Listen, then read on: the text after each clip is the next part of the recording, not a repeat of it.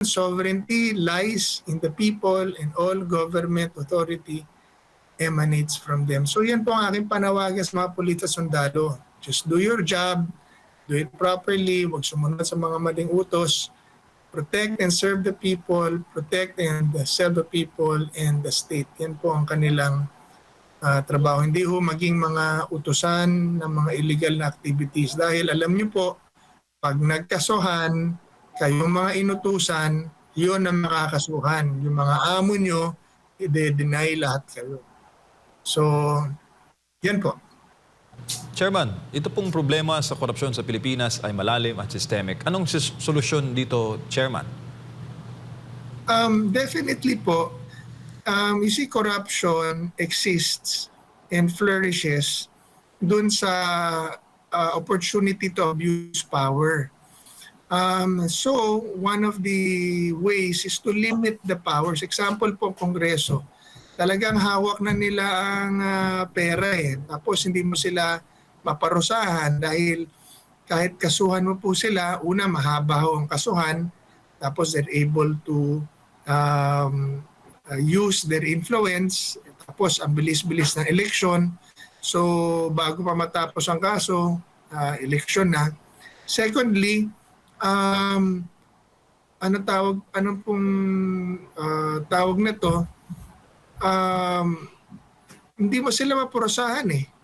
So the best solution is to remove from them the powers and the opportunity to abuse power and corruption and funds. Kasi hawak nila lahat ng pera eh. So ibig ko po sabihin, sinabi naman po ng Supreme Court sa Bellica ruling o yung pork barrel case o yung PDAF case na ang congressman o ang Congress at ang mga senador, ang legislative body has no authority to exercise the execution of the budget. So, ngayon po, narinig natin, nakita natin at napatunayan, matagal nating alam, na ang Kongreso, mga legislators ay nakikialam sa pagpili ng programa, pagpili ng projects, pagpili ng contractors, at pagpili ng mga district engineers. Pinagbawal po ng Supreme Court yan dahil po executive functions yan. Pero ginagawa nila, kaya inabot tayo ng ito, ang glaring example, yung trillion piso na nawawala sa flood control. Ang problema nga po, how do you hold them accountable? Dahil ngayon nakikita natin na silang subject ng accusations and allegations, pero nag-iimbestiga pa yung dapat imbestigahan. So, saan tayo pupunta nito pagka ganito? That's why I'm saying, number one, iayos po natin ang ating saligang batas, alisin natin yung excessive power over the purse sa kanila. I-empower natin ang mga local government officials or local government units. Number one yan. Number two po, i-implement natin na mahusay ang anti-red tape law. Para ho, dahil yan po ang breeding ground ng korupsyon. Pagka kaya nilang ipitin, pwede nilang hingian. Pangatlo po, dapat of course transparency of all government transactions. Yan, number 3 po yan. At panghuli po, yung ibaba natin ang buwis. Alisin natin yung mga patong-patong at paulit-ulit na buwis. Kaya na sinasabi ko noon, 10% flat tax lang across the board para ang pera na nanatiling hawak ng tao hindi napupunta sa mga politiko. Pag mas marami ang hawak na pera ng tao, mas maraming investments at mas maraming trabaho ang ma-generate at giginhawa ang buhay ng tao. Ang gobyerno naman, pag nilimitahan mo na ang national government, nilimitahan mo na ang kapangyarihan to dominate and have absolute control over the purse, mababawasan din po ang kanilang opportunity for corruption. At then, pagka pinalakas mo naman ang local government, ang national government naman dapat bigyan mo ng oversight functions over the implementations of the project. Ngayon, kahit po hindi pa nababago ang konstitusyon sa aking mga panukala po na yan, pero dahil budget season ngayon, kinausap ko na rin po yung ating ilang mga senador, pati si Senator Win Gatchalian dahil si Win po ang chairman ng finance at yung mga kasama nating ibang mga senador, sila Senator Bong, Robin, Senator Marcoleta, kinausap ko rin po sila Bato. I talk to them about we can implement this top-bottom or bottom to top budgeting by giving priority and more importance to the proposals of the local government councils or the local development councils na pinapasa sa kanila. Ngayon po ata parang 30% lang ng pinopose ng local government councils ang pinopopondohan ng NEP. Ibig sabihin, 70% of our budget will now go again to national programs. And alam niyo po ba kung anong ang pinaka-popular na example ng isang national program? Yung mahiwagang, di makita at multong ghost projects. Yan po ay national programs.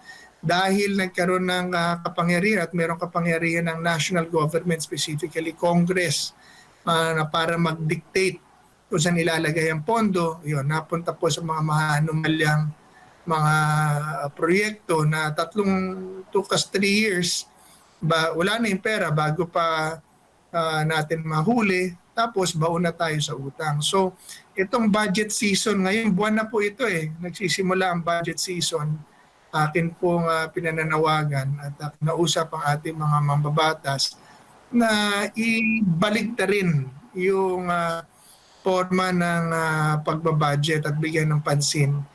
Mas mariing pansin kung pwede, kasi bago nila unahin yung budget nila, yung sarili nila, unahin muna nila yung budget ng lokal dahil yun ang kailangan ng tao yun po.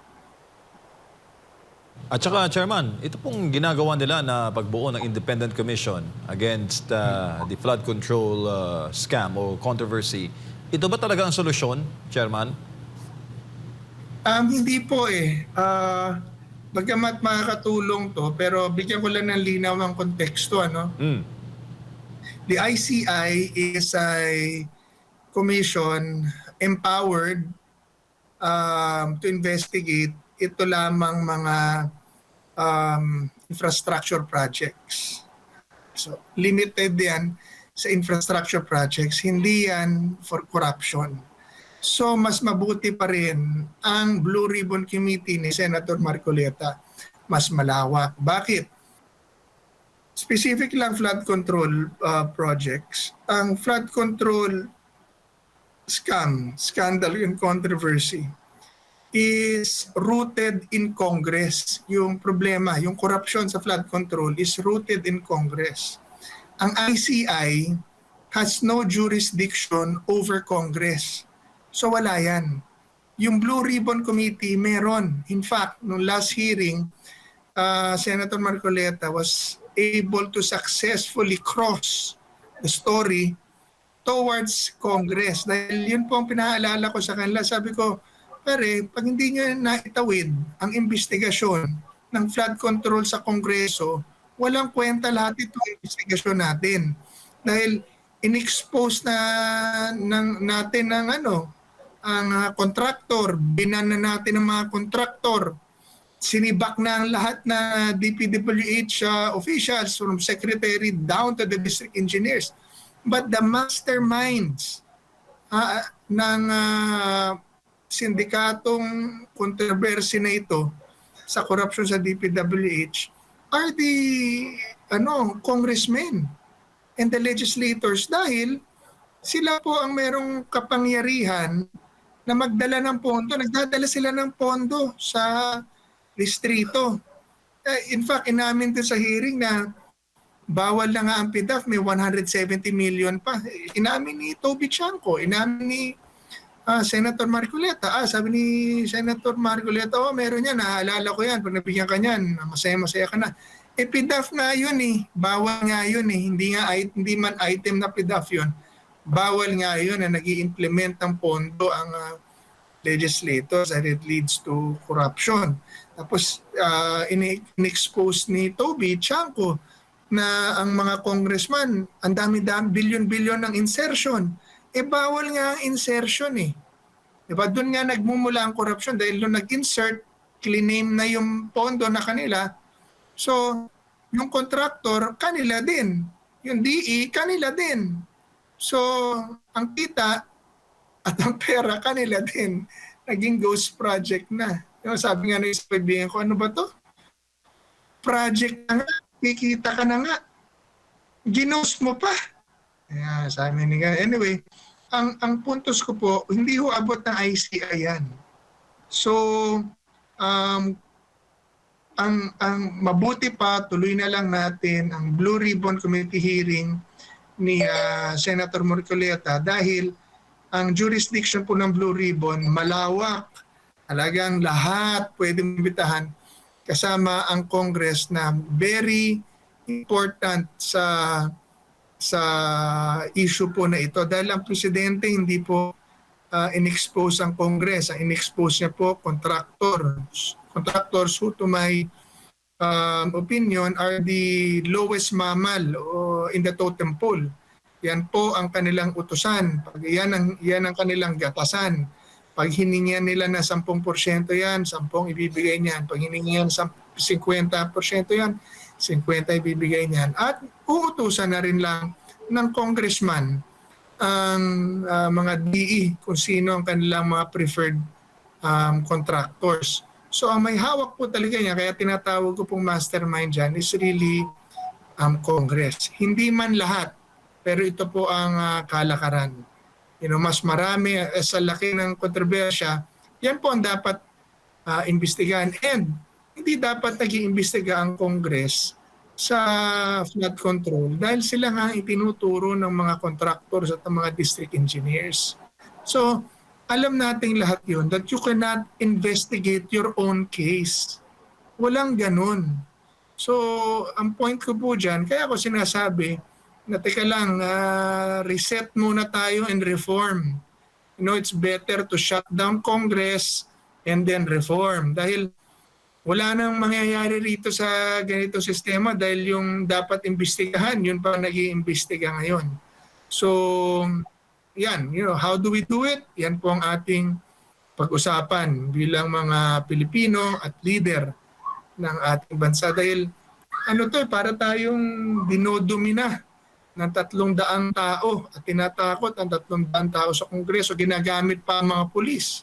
Ginagamit pa ang mga sundalo. Nung nakarang araw po, mayroong mga pulis nagpumilit pumasok doon sa aming opisina at para maglalagay ng bugging equipment dahil gustong pakinggan yung aming mga pinag-uusapan doon. Private property.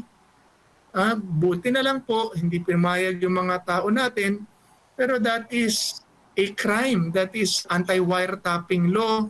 That is invasion of privacy. That is trespassing.